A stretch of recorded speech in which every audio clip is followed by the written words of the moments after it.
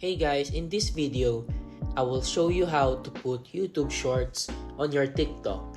It's very simple. Let's begin. First, go to your YouTube and simply select a random video here that you want to post on your TikTok.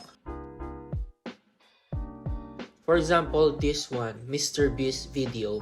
Now click on it and click the share icon and copy the link of this video.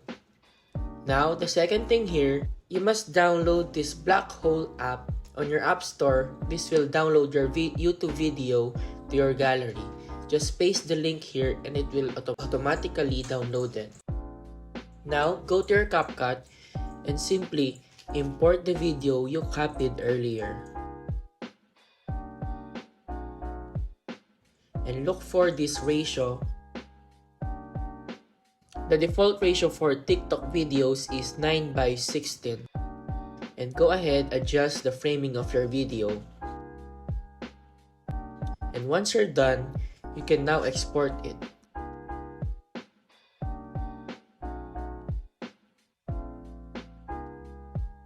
Go ahead to your TikTok and click this plus sign and go to your gallery. Select the video and go add some titles on it, whatever hashtags you want to do.